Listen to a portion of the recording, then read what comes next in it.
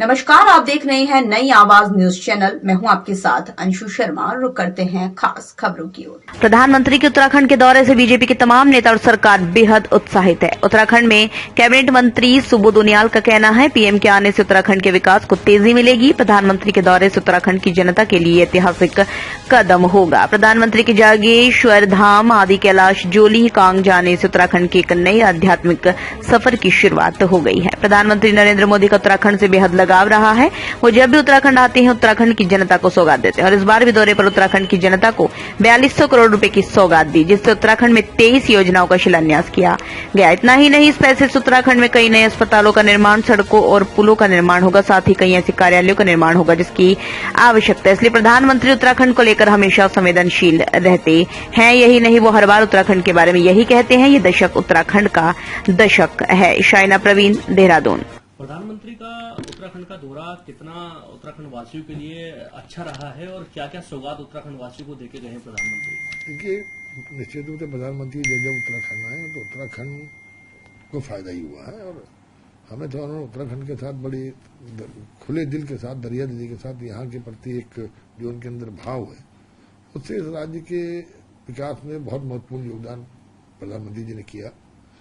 और इस समय उनके जोलीकोंग आदि कैलाश और जागेश्वर धाम जाने से ये निश्चित रूप से मान लीजिए कि जो मानस खंड की एक पर काम कर रही है सरकार, कुमाऊं क्षेत्र में सारे मंदिरों को एक उनका सर्किट बनाने की, ये उस पर एक ऐतिहासिक कदम होगा और कुमाऊं क्षेत्र में पर्यटन की संभावनाएं बहुत ज्यादा बढ़ जाएंगी, क्योंकि प्रधानमंत्री जी का जोलीकोंग जाने से पूरी दुनिया की नजर उस पर गई है। प्रधानमंत्री जी का आदि बद्री जाने पर पूरी दुनिया की नजर गई और साथ ही साथ जागेश्वर धाम को जिस तरह से अब एक बहुत बड़े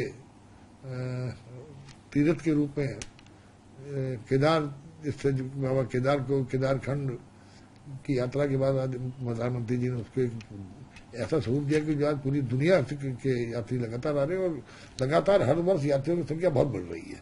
तो निश्चित रूप से आने वाले समय में जागेश्वर धाम भी एक बहुत महत्वपूर्ण धाम के रूप में स्थापित होगा और जिससे, क्योंकि आज सबसे बड़ी आवश्यकता पर्वतीय क्षेत्र में पलायन को रोकने की है और जब पर्वतीय क्षेत्र में टूरिज्म की संभावनाएं बढ़ने से जब रोजगार बढ़ेगा तो कहीं न कहीं इससे जो हमारा पलायन है इस पर रोक लगेगी।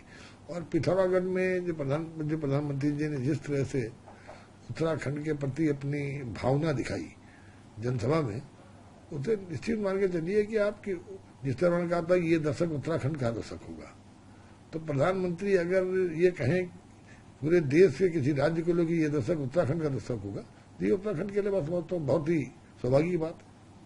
तो ये थी फिलहाल की कुछ खास खबरें। बाकी की खबरों के लिए देखते रहिए नई आवाज न्यूज चैनल। नमस्कार।